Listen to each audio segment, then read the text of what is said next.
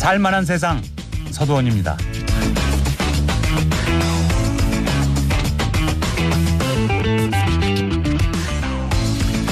내 나이 85. 마지막 인생을 살면서도 좋은 일 한 번도 못 해보고 남의 옷 만날 얻어입고 살아왔는데 나도 이제 인생길 마지막에 좋은 일 한 번 하는 게 원이라.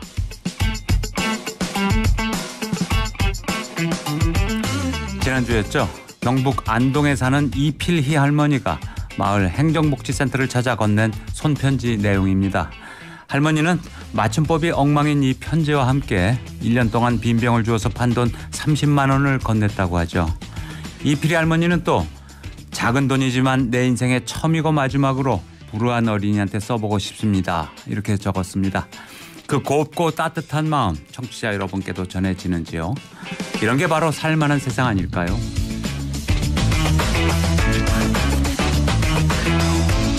오늘도 TBS 앱이나 유료 문자 샵 0951로 사연 보내주시고요. 방송 중간에 나가는 퀴즈의 정답도 맞춰주세요. 추첨을 통해서 스크린 골프의 대중화 정직한 가격 브라보 골프에서 스크린 골프 4인 이용권을 드립니다. 살만한 세상 오늘도 힘차게 출발합니다.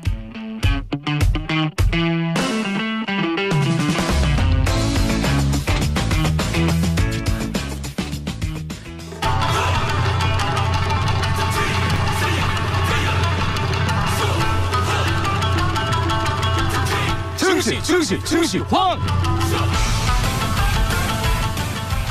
미국 연준이 미국 시각으로 12일과 13일 이틀 동안 올해 마지막 연방공개시장위원회 회의를 열어서 연방기금금리의 목표 범위를 설정합니다.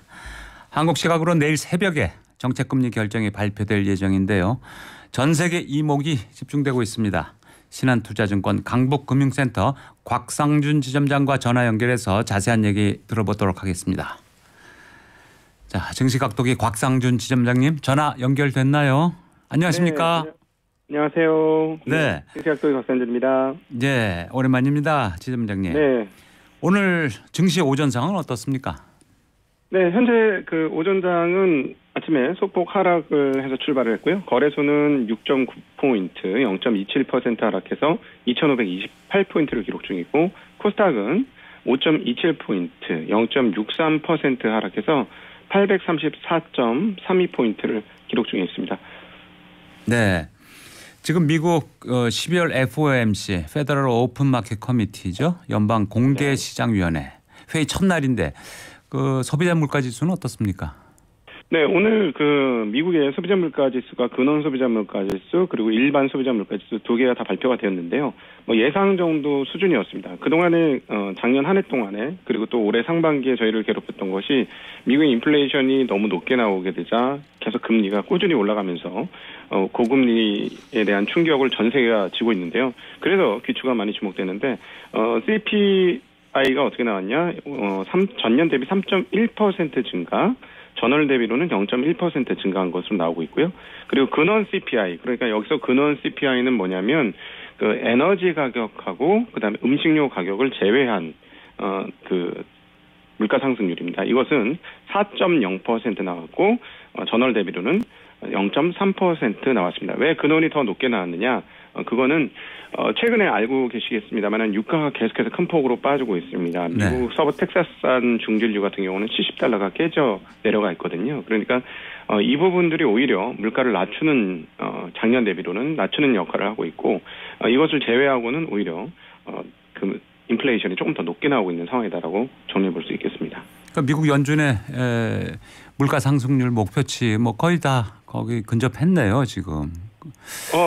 네, 그렇죠. 2%대를 목표를 하고 있어요. 그래서 아마도 한 2%대 중반 정도 되면은 뭐 공격적으로 뭐 계속해서 우리 목표가 도달하지 못했다 하는 그런 얘기는 하지 못할 것 같고요. 여기서 그러니까 한 번 더 내려가 준다면 그 뭐 연준도 이제 그때부터는 서서히 금리를 내려야 할 것이다라고 보고 있습니다. 근데 여기서 기억을 하셔야 될 게 뭐냐면 연준의 행동은 행동이고 그리고 연준의 행동이 어떻게 될까를 예상하면서 시장은 또 움직이는 거거든요. 그러니까 시장이라는 게 어려운 게 뭐냐면 여러 사람들의 생각이 합해져서 어떤 방향으로 칠지 모른다는 겁니다. 근데 지금 현재 미국 시장의 경우는 연준이 이번에 금리를 안 올리고 동결할 뿐만 아니라 내년도의 상반기에는 한 두어 번 정도 금리를 내릴 것이고 연말 기준으로는 4번 정도 그러니까 0.25%씩 금리를 보통 움직이니까요. 네. 내년도 이맘때쯤 되면 지금보다 적어도 1% 이상 금리가 낮아져 있을 것이다. 그러니까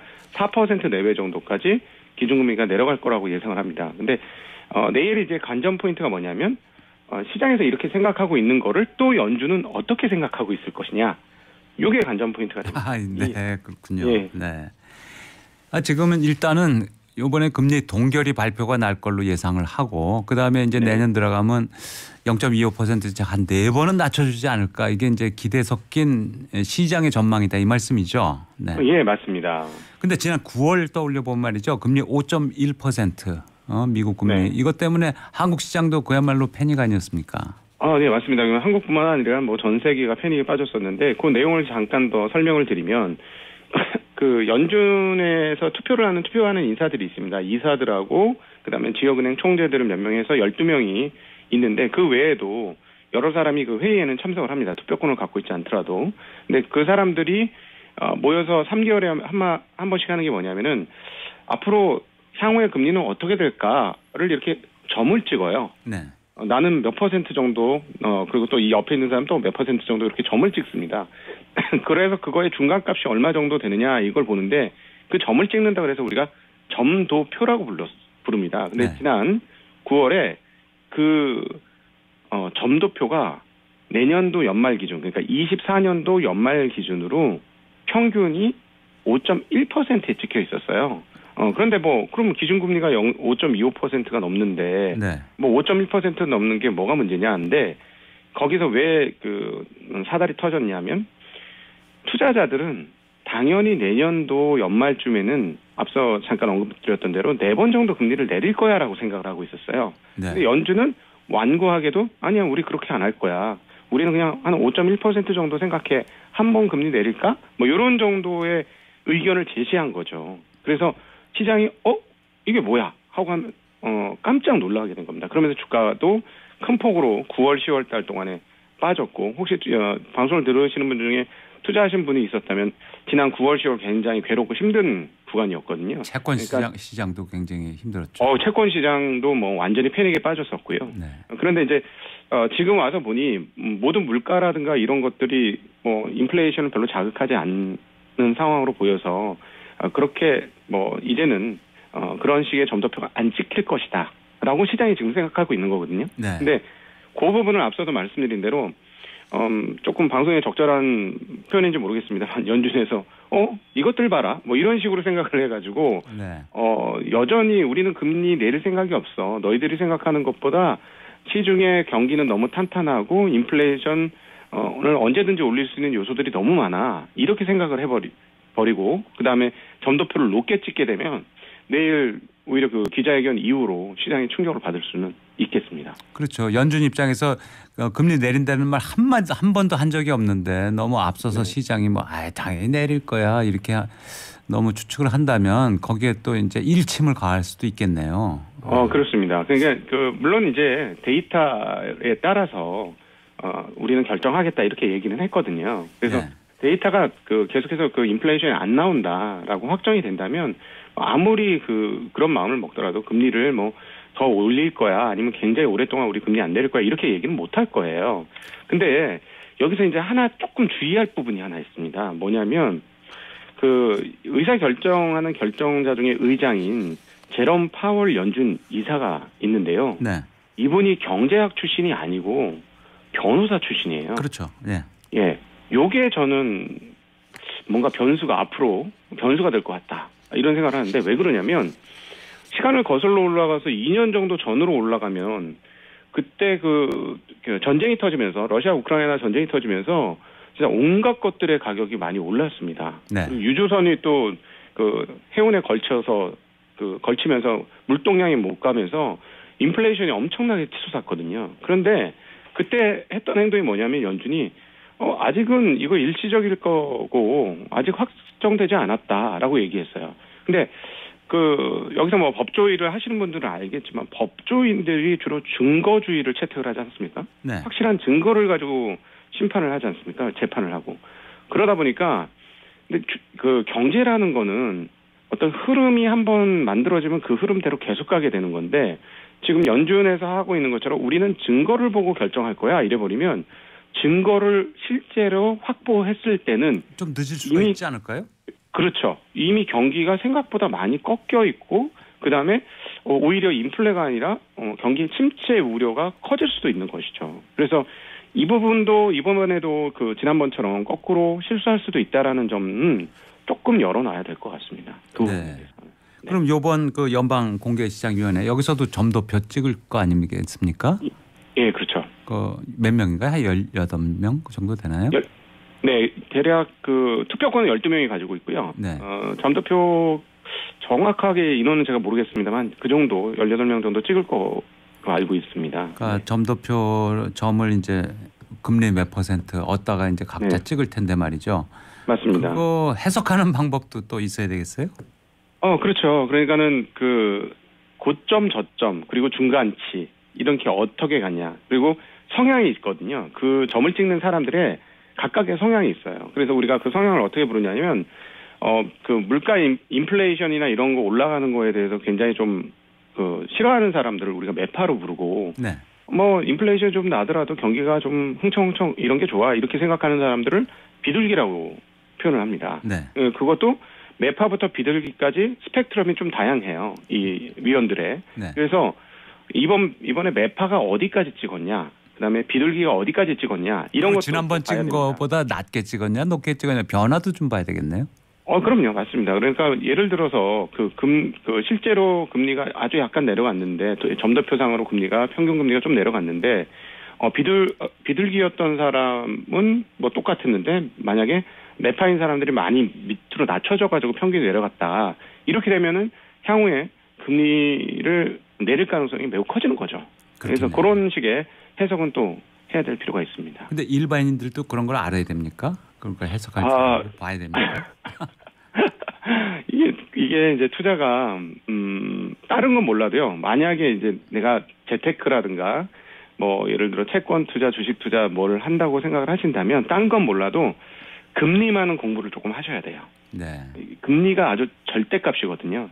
금리에 따라서 움직이는 겁니다. 물이 위에서 아래로 흐르듯이 돈이라는 거는 수익률 높은 쪽을 향해서 가는 것이고 또 금리가 높아진다는 건 뭐냐면 은행의 수익률이 높아지는 거나 마찬가지예요. 즉 은행에 예금을 하고 있는 게 제일 좋은 거거든요. 네. 그러면 금리가 높아지면 어떻게 되냐면 시중의 돈들이 다 은행을 향해 갑니다. 그렇겠죠. 즉 시중에 현금이 없어진다는 얘기가 되는 거예요. 네. 그렇게 되면 이제 경기가 굉장히 어려워지는 거고 그래서 경기를 살리려고 하는 행동이 금리를 낮추는 행동이게 되는 거니까요. 그래서 어찌 되었거나 이번에 뭐 금리는 올리지 못하는 건 거의 뭐 명백하고 확실하다라고 볼 수 있겠고 과연 금리를 내년도에 어느 정도 내려줄 것이냐 그리고 점도표가 지난번에 비해서 9월에 비해서 어느 정도 내려갈 것이냐가 핵심 요체가 될 것 같고요. 개인적으로 예상을 해보면은 만약에 5% 아래로 점도표가 찍혀진다. 금리는 동결하더라도 그러면 뭐 시장에서는 뭐 그렇게 나쁘게 해석하지는 않을 것 같습니다. 긍정적으로 해석하지 않을까라고 보고 있습니다. 5% 아래로 찍힐 가능성도 있나요? 그럼 4점 몇 프로 이렇게 요번에? 아니, 지금 상황들을 보면 그 연준이 중요하게 생각하는 게 뭐냐면은 하나는 물가 안정이지만 또 하나 중요하게 생각하는 거는 고용이에요. 근데 고용. 네. 고용이 아직까지는 괜찮습니다. 이번에도 한 19만 9천 나왔으니까 대략 기억하시기에 한 13만 이상 나오면 상당히 미국 고용이 좋다. 이렇게 보시면 되는데, 과거에 비해서는 이 좋았던 고용이 확실히 꺾이고 있어요. 예전에는 막 그 월감 고용, 노동자 순 증가 이것들을 보면 막 30만이 넘게 찍혔었거든요. 근데 네. 이것들이 계속 차츰 내려오고 있습니다. 그러니까 경기가 하강하고 있는 것은 분명히 맞고요. 그다음에 서서히 신용카드 연체율도 조금씩 올라오고 있어요. 그리고 그 소비자들의 소비도 조금씩 줄고 있습니다. 그래서 여전히 뭐 나쁘진 않습니다만 미국 경기가 하강하는 것은 보여주고 있기 때문에 내년도 전망치를 지금 수준으로 그대로 유지한다? 이거는 사실상은 말은 안 될 것 같아요. 근데 이제 워낙 그동안에 지난 한 해 두 해 동안에 인플레이션에 뒤었기 때문에 조금 행동할 가능성은 있지 않을까 하는 생각이 듭니다. 그래서 만약에 앞서도 언급을 드렸습니다만 뒤늦게 행동한다라는 거는 금리를 조금씩 내려야 된다는데 동의하지 않고 완고한 태도로 아니야 우리 금리 안 내릴 거야. 그리고 점도표도 상당히 높게 지키면서 5% 이상으로 딱 찍어버리면 시장이 아마 단기적으로 좀 충격을 받을 것이다라고 보고 있습니다. 그러니까 내일 새벽에 발표가 나오는데요. 그러면 점도표도 봐야 되고 또 뭐 어떤 것들을 주목해서 봐야 됩니까? 파월 의장이 무슨 얘기했느냐가 굉장히 중요합니다. 그래서 아마 내일 모르긴 몰라도 내일 그 주식시장 파월 의장이 발언을 하는 동안에 주식시장이 요동을 칠 거예요. 네.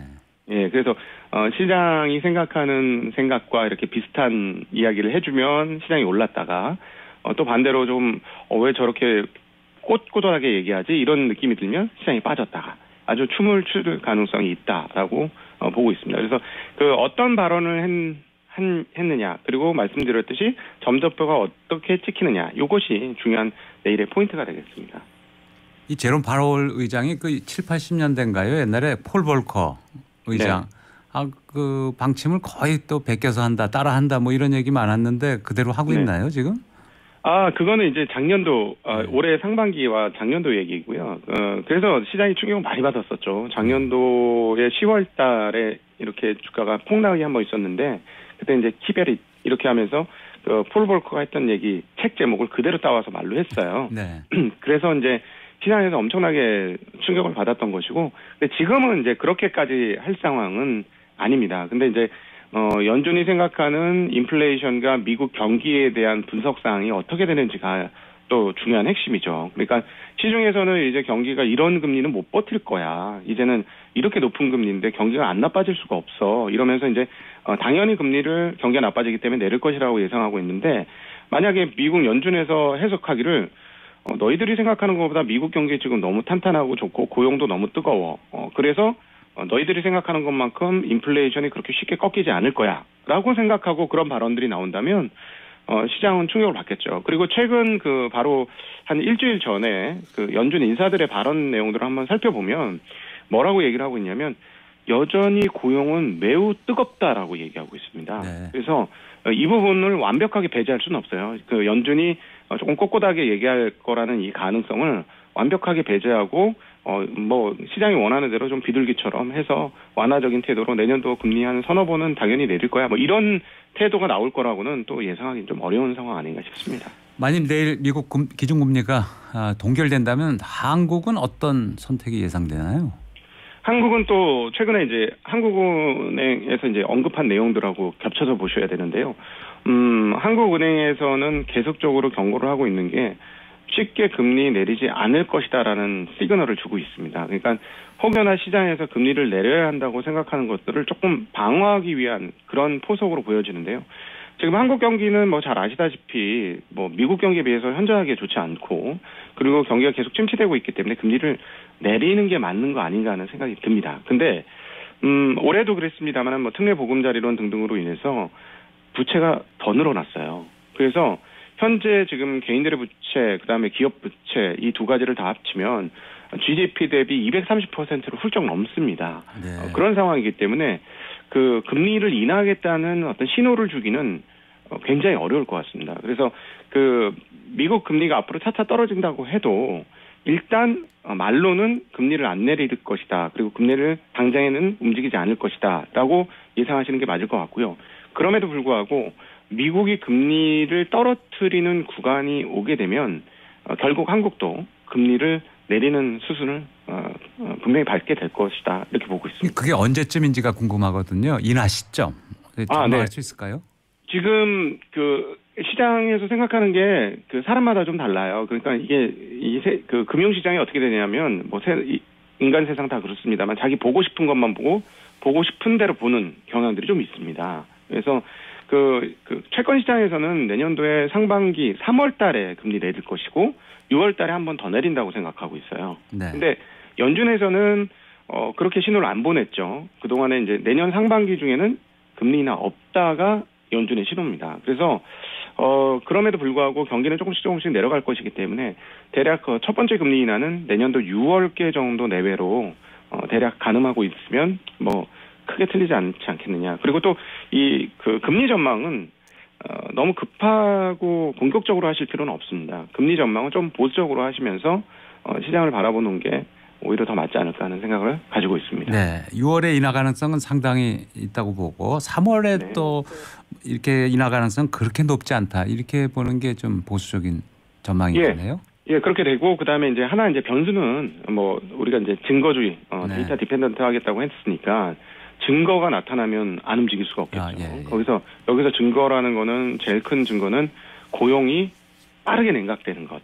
네. 빠르게 식어버리면 거기에 대해서는 분명히 그 연준도 반응을 하게 될 겁니다. 그래서 내년도 고용 상황들을 좀 보시면서 그리고 인플레이션도 같이 떨어져야 되겠죠. 대략 2.5% 이하로 떨어지고 그다음에 고용도 뭐 10만 내외 정도 수준까지 떨어지게 되면은 그때 돼서는 여기서 금리를 안 내리면 이 하강 속도가 언제까지 갈지 모른다 하는 예상을 할 수 있기 때문에 연준도 뭐 하강 쪽으로 좀 움직이지 않겠느냐라고 네. 충분히 예상해 볼 수 있을 것 같습니다. 그럼 금리 전망 그렇게 한다고 보면 말이죠. 거기에 네. 따른 증권 시장 전망, 부동산 시장 전망 내년 어떻게 될까요? 네, 일단 뭐 그 주식 시장은 최근에 많이 올랐지 않습니까? 최근에 많이 오른 거 특별히 미국 시장은 뭐 굉장히 많이 올랐거든요. 연 고점 부근까지 올랐기 때문에 이거는 금리를 내릴 거라는 확신이에요. 그것 때문에 움직인 거라서 사전에 반영을 하고 있고 그런데 이제 하나 이제 그 약간 유의해야 할 점은 소위 말해서 우리가 경착륙이라고 표현하는 그 경기 하강이 우당탕탕하면서 갑자기, 아주 무섭게 내려가게 되면 금리를 급하게 내리게 될 거거든요. 네. 금리를 급하게 내리게 되면 오히려 경기가 안 좋기 때문에 충격을 받을 수는 있습니다. 그렇지 않고 서서히 금리를 내린다면 앞서도 말씀드렸습니다만 금리는 핵심 중에 핵심입니다. 금융시장을 움직이는 물이 위에서 아래로 내리듯이 수익률을 보고 자금을 움직이는 거라서 금리가 내려온다면 시중에 돈이 많이 풀리는 것이 되고요. 시중에 돈이 많이 풀리면 금융시장은 긍정적으로 반응을 할 것이다라고 보시면 되겠고 부동산 시장은 뭐 이제 일단 국내 관련된 이야기가 되니까요. 저는 개인적인 의견을 물어보신다면 일단 뭐 박스권에 갇혔다라고 보고는 있는데 그 지금 PF 관련 뉴스들이 굉장히 많지 않습니까? 프로젝트 파이낸싱 푸시 어떻게 될 거냐 하는데 이것이 내년도 총선 전후에서 한꺼번에 많이 터지게 되면은 조금 충격을 받을 것 같습니다. 네, 그래서 내년도 상반기까지는 부동산 시장에 대한 전망은 대체적으로 조금 어둡게 보고 있고요. 네. 그러나 이제 PF를 잘 조절해서 좀 질서 있게 마무리를 시켜준다면 아마 박스권에 갇히지 않을까 부동산 가격은 그렇게 생각을 하고 있습니다. 네, 그렇군요. 내일 미국 연준 회의 결과 잘 지켜봐야 되겠습니다. 네. 박상준 지점장님 오늘 설명 잘 들었습니다. 감사합니다. 네, 고맙습니다. 네. 자, 여기서 퀴즈 하나 드리고 가겠습니다.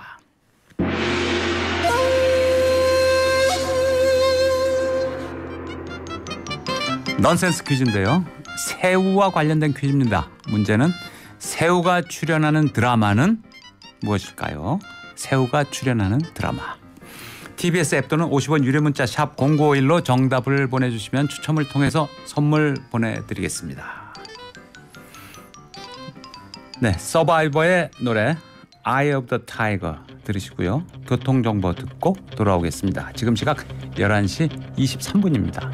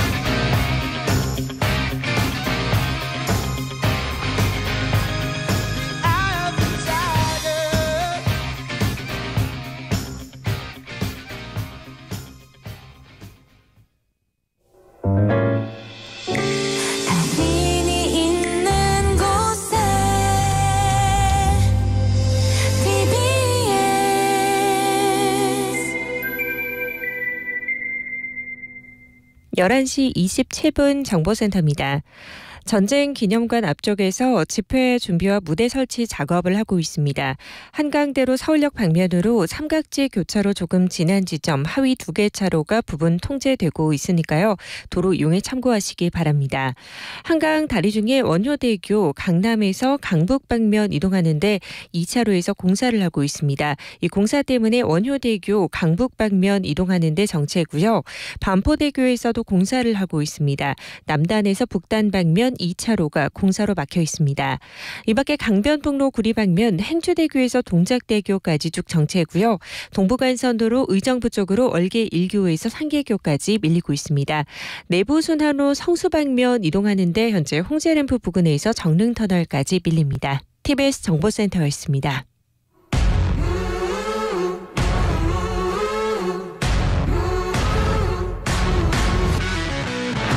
잠시 뒤 TBS 고품격 교양 프로그램 살만한 세상 서주원입니다. 2부가 시작됩니다.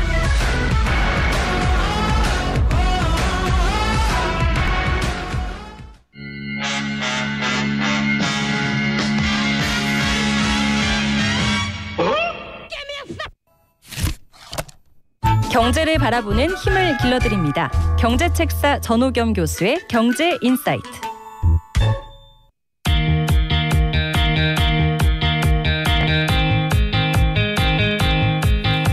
요즘 쿠팡, 네이버, 신세계, 롯데 같은 대기업이 주목하고 있는 것이 바로 구독 멤버십 서비스입니다. 기업들이 구독 멤버십에 너도 나도 사활을 걸고 있는데요. 우리가 항상 쓰고 있지만 잘은 모르는 구독 멤버십의 비밀을 알려드립니다. 서울 벤처대학원대학교 전호겸 교수 나오셨습니다. 교수님 안녕하십니까? 예, 안녕하세요. 전호겸입니다. 오랜만에 나오셨어요. 예, 그러게요. 예. 교수님 저희 살만한 세상의 경제 책사다 이런 별명을 붙여드렸는데 어떠십니까? 너무 과분하고 감사하고요. 경제 책사답게 보통 분들이 잘 못 듣는 재미난 이야기 위주로 하려고 그러고 있고요. 지금까지 보통 경제 이러면은 딱딱하고 뭐 거시경제, 금리 뭐 이렇게 그런 거보다는 일상생활에서 우리가 잘 알지 못했지만 이런 것도 있었구나 할 정도로 좀 재밌는 이슈들을 가지고 오려고 합니다. 네. 근데 요즘 말이죠. 그 총알 배송으로 유명한 그 유통업계 강자 시사 있잖아요. 예. 언론에 얘기 많이 나오던데요. 작년 2분기까지 적자였는데 이 시사가 1년 만에 흑자 전환을 했단 말이죠. 예, 그렇죠. 근데 그게 구독 멤버십 때문이었다. 이 시사는 오픈 마켓이잖아요. 예, 그 개별 맞습니다. 판매자들이 입점해서 판매하는 그 대형 온라인 맞습니다. 몰 그리고 이제 배달 서비스도 하고. 근데 구독 멤버십으로 어떻게 돈을 벌었는지 그것부터 좀 설명해 주십시오. 이거 간단하게 이제 한 줄로 요약하면요. 시사의 이 흑자는 구독비와 구독에 따른 소비 증대라고 볼 수 있는 거죠. 그러니까 이거를 좀 더 풀어서 말씀드리면요. 그러니까 시사 같은 경우에 이제 2022년 4분기, 그러니까 작년 말 기준으로 시사 와우 멤버십 회원 수가 구독자 수가 약 1,100만 명이었거든요. 네. 그리고 월 구독료가 4,990원이에요. 그럼 대략 계산해 보면 한 500억 정도 넘거든요. 그러면 500억이나 벌었으니까 시사가 이번에 흑자가 났나 이렇게 생각할 수 있지만 그게 월이죠, 월. 연으로. 예. 연으로 500억. 월. 예. 그래서 이거 같은 경우에 연 매출이 시사 같은 경우에는 작년 기준으로 26조 5,917억. 그러니까 약 26조 6천억 정도 되니까 사실 구독 멤버십 때문에 적자가 없어지고 흑자로 보기는 약간 어려운 면이 있거든요. 그러면 뭐냐 이랬을 때 이 멤버십 같은 경우엔 일반 고객보다 구매 빈도가 94%가 더 많대요. 그러니까 1,100만 명의 사람들이 일반 사람보다 더 94%를 더 많이 자주 사는 거죠. 네. 그리고 월 평균 구매액도 40%가 더 많다고 하더라고요. 그렇게 보면 1,100만 명의 사람들이 더 많이 사고 더 비싼 거 사주니까 당연히 매출이 늘어나고 그러다 보니 시사가 자연스럽게 지금 흑자 이야기가 나오고 있는 거죠. 그리고 시사 같은 경우에 특히나 이 멤버십에 OTT를 넣었거든요. 네. C플레이라는 OTT를 넣었는데 이 OTT 같은 경우에는 무료예요. 그러니까 멤버십, 구독 멤버십을 하면 이 OTT까지 무료로 해주는데 OTT라는 게 이제 넷플릭스 같은 거. 예, 맞습니다. 네. 넷플릭스 같은 거죠. 이거 같은 경우에는 이 시사 플레이가 그 다른 우리나라 토종 OTT를 넘어가지고 지금은 토종 OTT 중에 1위거든요. 그러니까 이거 같은 경우에 모바일 인덱스 조사에 따르면 지난 9월 기준으로 월간 활성 이용자 수가 531만 명이 넘어가지고 티빙인의 웨이브보다 더 맞습니다. 높다는 말이죠. 맞습니다. 네.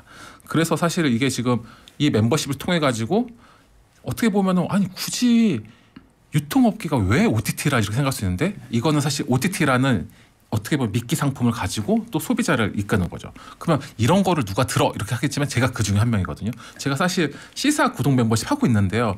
저는 쇼핑을 안 해요. 왜냐하면 저는 그 멤버 들어갔다 빠졌다 들어갔다 빠졌다 한 두 번 했어요. 아 그러셨구나. 월 구독료 내기 싫어가지고 처음에 뭐 사기 위해서 들어갔다가 예.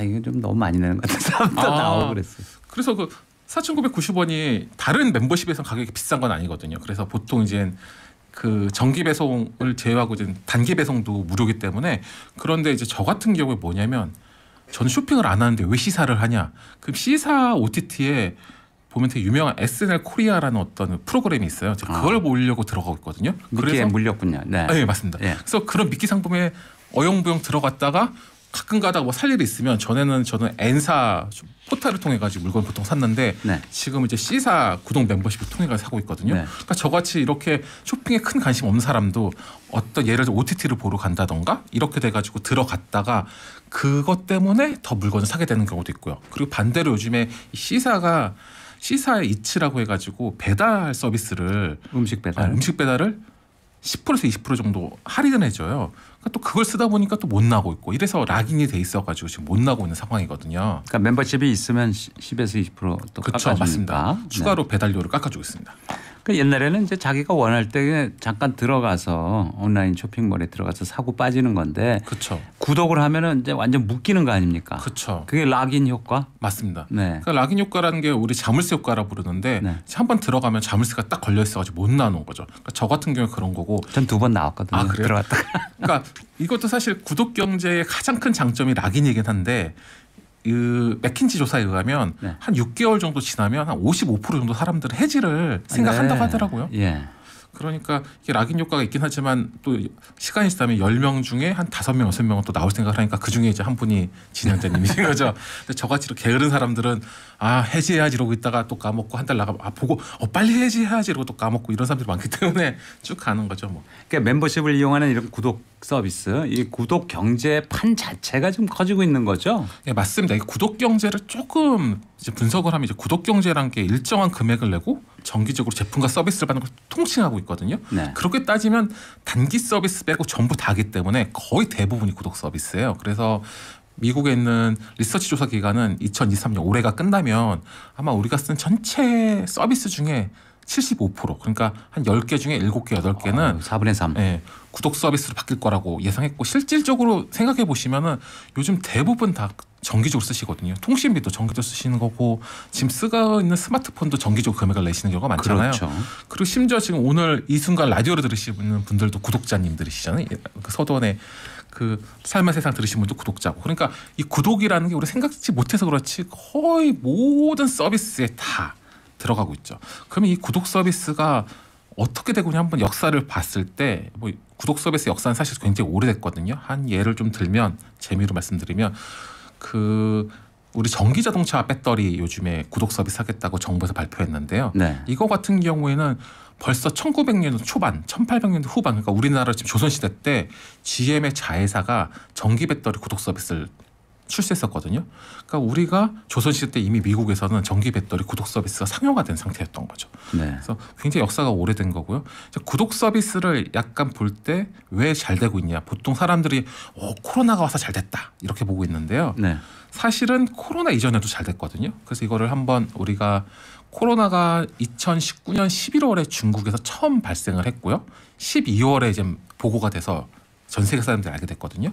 그리고 2020년 1월에 한국하고 미국하고 첫 확진자가 나왔어요. 네. 그럼 이걸 쪼개가지고 코로나 이전과 코로나 이후로 봤을 때 이제 코로나 이전에 구독 경제 지수에 포함된 기업들의 매출을 본 자료가 있어요.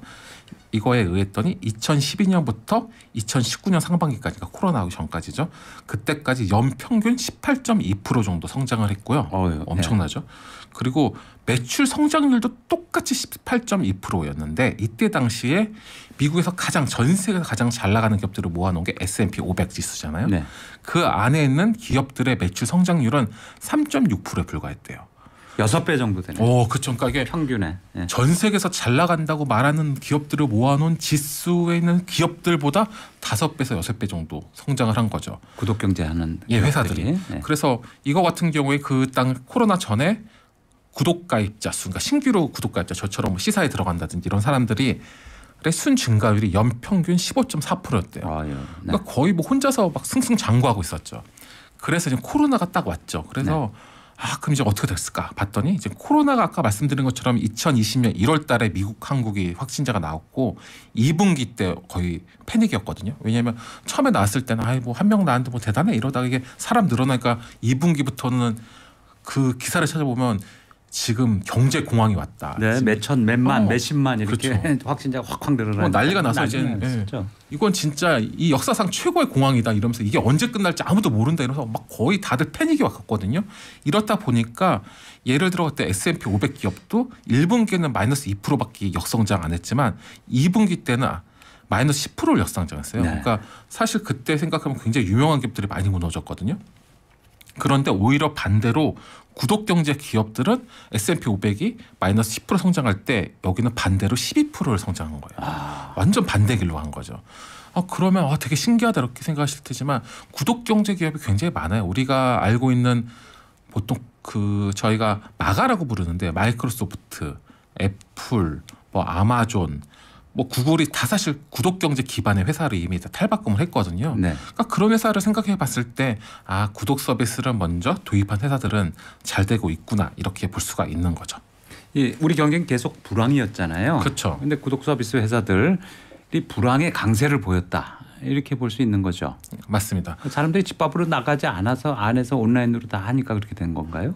그래서 그것도 좀 있긴 한데요. 사실 더 크게 보면 뭐냐면요.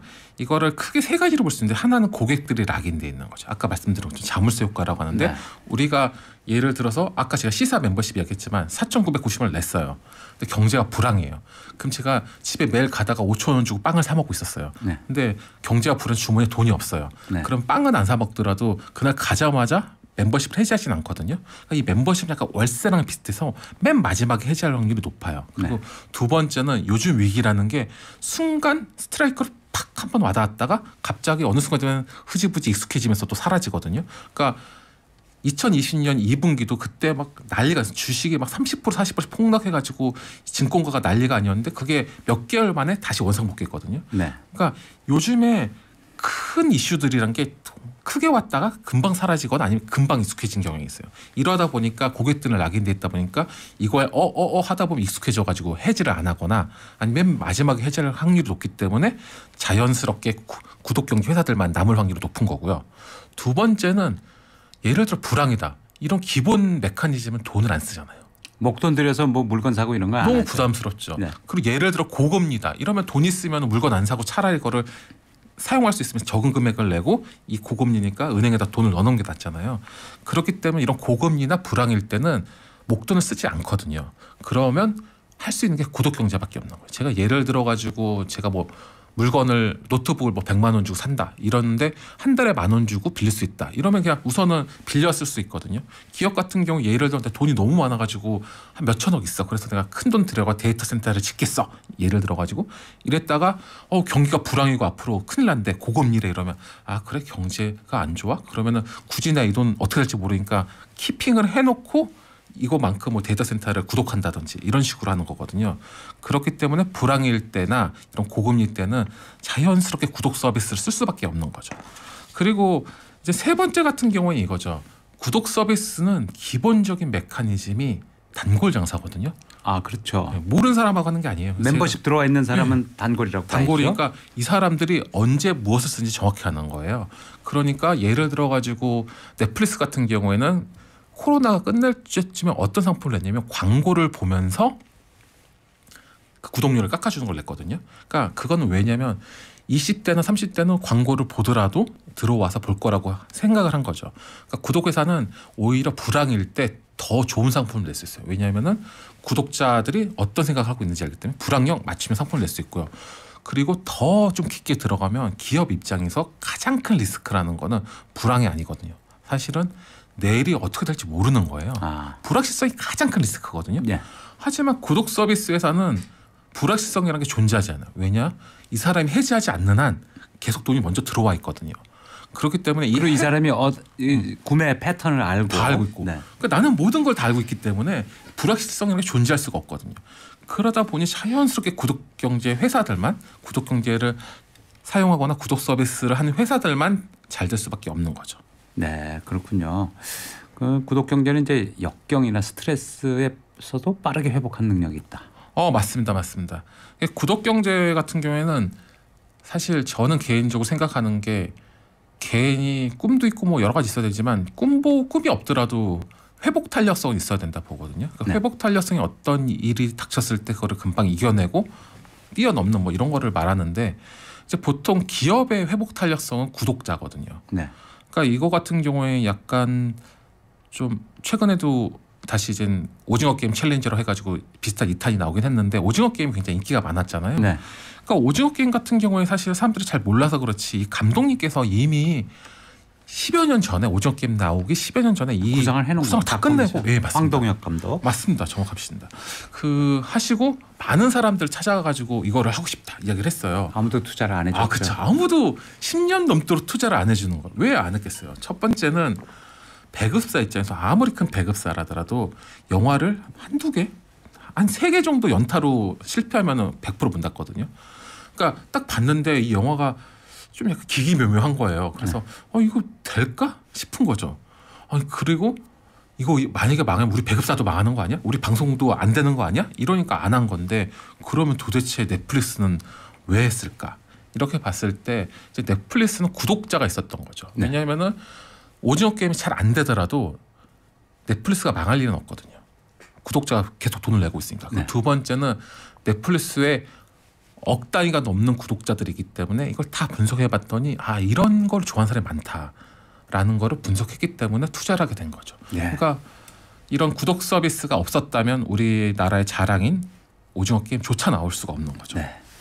자, 1부에서 넌센스 퀴즈 드렸었는데요. 잠시 후에 마감할 예정입니다. 한 번 더 알려드릴게요. 새우가 출연하는 드라마는 뭘까요? TBS 앱이나 유료 문자 샵 0951로 정답 보내주세요. 추첨해서 상품 보내드리도록 하겠습니다. 자, 교통정보 듣고 돌아오겠습니다. 지금 시각 11시 45분입니다.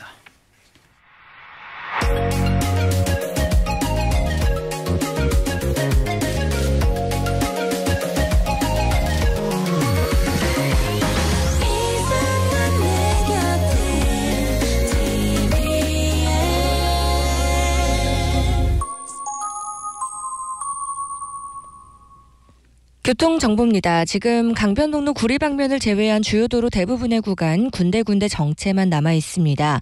강변북로 구리 쪽으로는 아직도 방화대교에서 동작대교까지 길게 막히고 있고요. 일산 쪽으로는 한남대교에서 한강대교 사이로만 서행으로 지나고 있습니다. 올림픽대로 하남 쪽 월드컵대교 지난 지점 4차로에서 공사가 이어지고 있는데요. 이 공사 여파로 방화대교에서 성산대교 구간으로 속도 내기가 어렵겠습니다. 더가 동작대교 지난 지점 3차로엔 고장차도 서 있습니다. 고장차 주변으로 속도 떨어져 지나고 있고요. 분당수서로 청담대교 쪽으로 복정에서 탄천 1교 구간 정체, 성남 쪽으로는 청담대교 북단에서 남단 가는 길 서행으로 지나고 있습니다. 성남 쪽으로는 청담대교 남단을 벗어나면서 대부분의 구간 수월하게 지날 수 있겠습니다. 북부간선도로 종암분기점 쪽으로는 묵동 나들목에서 하울곡 사이 여전히 더딘 흐름이 이어지고 있습니다. 지금까지 서울 시내도로 정보였습니다. 그 유통분해에서 구독 서비스 그러면 우선 아마존을 떠올리지 않나요? 미국의 대표적인. 맞습니다. 사실 그 아마존 스타일을 C사가 그대로 사실 벤치마킹한 거거든요. 그 아마존 같은 경우에 멤버십이 아주 클래식인데요. 그 아마존 프라임 같은 경우에는 지금은 연간 $139인데 얼마 전까지는 119달러였거든요. 네. 이거 같은 경우에는 예를 들어가지고 이 JP모건 발표에 의하면 소비자들, 그러니까 구독료를 낸 사람들이 $119를 내고 $784 혜택을 얻는데요. 그러면 한 6배에서 7배 혜택을 얻는 거잖아요. 혜택이. 네. 아니 그럼 도대체 아마존이 얼마나 착한 기업이길래 소비자한테 이렇게 많이 줄 거냐 이렇게 생각할 수 있지만 이거 많이 사준다는 거죠. 그렇죠. 이런 정확합니다. 단골들이. 맞습니다. 그 구독자들 아까 그 시사랑 똑같이 평균 4.6배를 더 많이 쓴대요. 더 많이 쓰는 거죠. 그리고 이 사람들이 그 구독자의 40%는 아마존 사이트에서 연간 $1,000 이상 고액을 쓰고 있다고 하더라고요. 네. 그래서 멤버십을 많이 쓰고 있는데 우리가 잘 인식은 못할 뿐이지 우리나라에서도 다 멤버십 사용하고 있거든요. 그러니까 예를 들어 가지고 지금 우리가 자주 사용하는 편의점도 이 멤버십을 사용하고 있어요. 그래서 우리나라의 모 편의점 같은 경우에는 도시락 구독 멤버십을 쓰고 있는데 일정 금액을 내면 할인을 해주고 있거든요. 네. 그러니까 이거 같은 경우에는 구독자가 아닌 사람보다 구독자가 4배 정도 더 많이 물건을 많이 산대, 도시락을요. 네. 그리고 심지어 이 편의점이 그 커피 관련된 구독 서비스도 하고 있거든요. 그래서 일정 금액을 내면 한 2, 3천 원 내면 네. 원두 커피를 25% 정도 할인해줘요. 네. 근데 이거 같은 경우에는 그러니까 구독자 같은 경우보다 비구독자가 한 5.7잔 먹을 때 구독자는 38.7잔, 그러니까 7잔 정도를 더 소비한다는 거예요. 네. 그러니까 우리가 잘 모를 뿐이지 이 구독 멤버십이라는 게 우리가 일상적으로 사용하는 편의점에까지 지금 뿌리를 내리고 있고 우리가 네. 모르는 사이에 계속 많이 사용하고 있는 거죠. 네, 그렇군요. 자, 그러면 한국에서도 이런 걸 이제 벤치마킹해서 다양하게 하고 있는데 뭐 실패하는 예도 꽤 있잖아요. 엄청 많죠. 재밌는 얘기가 너무 많은데요. 사실 네. 그 예를 들어 가지고 큐비라는 회사가 있었는데요. 이 회사 같은 경우에는 뭐 HP, CEO라든지 여러 유명한 사람들이 모여가지고 2조 원의 돈을 투자를 받아가지고 굉장히 큰 회사였는데 이게 OTT거든요. 1분에서 3분짜리 짧은 OTT라는 회사였는데 네. 갑자기 3달 만에 망했어요. 왜 망한지 혹시 아세요? 왜 그랬을까요? 원래 무료로 하고 있었는데 유료 구독으로 바꾸니까 그 달에 93%가 해지를 해버렸어요. 그래서 이 구독 멤버십도 그렇고 구독 경제도 그렇고 처음에는 이제 사람들을 락인시키려고 막 하다가 이제 비용을 낼 정도로 좋은 구독 멤버십 서비스를 해주지 않으면 사람들이 나갈 확률이 높죠. 네, 이제 우리가 보통 성공 사례만 들으니까 그쵸. 다 분홍빛 생각만 하는데 소상공인, 뭐 작은 회사나 자영업자들이 이런 구독 서비스를 할 수 있나요? 이거 같은 경우에 굉장히 예시가 많은데 특히 일본이 이런 걸 많이 하고 있거든요. 일본 같은 경우에는 도쿄에서 한 1,200개 미용실 합쳐가지고 그 멤버십을 만들었는데 보통 우리가 같은 업종들은 다 적이라 생각하잖아요. 경쟁자니까. 그게 아니라 일본에서는 업종끼리 합쳐가지고 이 멤버십을 만들고 그러니까 미용실은 어떻게 하냐 하면은 이 멤버십에 가입한 사람들은 도쿄에 있는 한 1,200개 미용실에 와서 언제든지 스타일링을 봐주세요. 헤어 스타일링. 그럼 와가지고 어떤 사람은 머리도 하고 네일도 받고 이런 추가적으로 돈을 쓰잖아요. 그렇게 해서 더 파일을 키워가지고 하는 경우가 있죠. 아, 그렇군요. 근데 다른 미용 아니고 다른 것도 얼마든지 할 수 있네요. 너무 많습니다. 사실 네, 빵집도 가능하고. 빵집도 가능하고 그리고 예를 들어가지고 지역별로 엮어서 할 수도 있어요. 그러니까 약간 일본 도쿄 신주쿠 같은 경우는 쇼핑몰에서 그렇게 하는 경우가 있거든요. 네. 근데 그거 같은 경우에는 그 쇼핑몰에 우리나라로 치면 코엑스나 뭐 타임스퀘어 같은 데서 네. 멤버십을 5,000원 내면 그 안에 있는 커피숍이라든지 뭐 맥주집에서 음료수를 먹게 해주는 거거든요. 네. 그런 사람들 같은 경우에는 훨씬 아까 말한 것처럼 많이 사람들 구독 멤버십 가입한 다음에 와서 더 사용하고 더 많이 오는 빈도수가 훨씬 높다고 합니다. 이 수가 얼마나 높은가 하면요. 그 평균 내점 빈도가 월 3.2에서 22회 정도 되고요. 네. 그리고 비가입 매장보다 10배에서 20배 이상 방문객이 많이 온다고 네. 하더라고요. 네, 잘 알겠습니다. 네.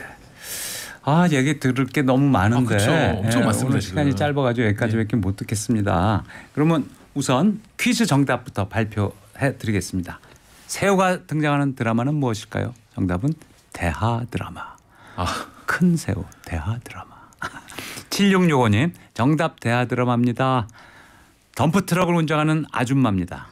보통은 운전 중일 때가 많아서 정답을 알아도 혼자 운전하면서 외치고 마는데 타이밍 좋게도 점심시간 대기 중이라서 이렇게 문자를 보내볼 수 있는 기회가 생겼습니다. 언제나 TBS 감사합니다. 이렇게 보내주셨고요. 4101님 정답 대하 드라마 TBS 매일 청취하는 대구의 덤프트럭 기사입니다. 고품격 교양 프로그램인데 퀴즈 난이도 조금 올려도 될 것 같습니다. 아주 쉽게 얘기해 주셨고요. 오늘은 운전기사님 두 분께 선물 보내드리도록 하겠습니다. 7665님 4102님 축하드립니다. 네, 정 교수님 오늘 말씀 감사합니다. 예, 감사합니다. 네, 다음에 또 부탁드리겠습니다. 자, 베를린이 부르는 Take My Breath Away 들으면서요. 살만한 세상 오늘 여기서 줄이겠습니다. 여러분 고맙습니다.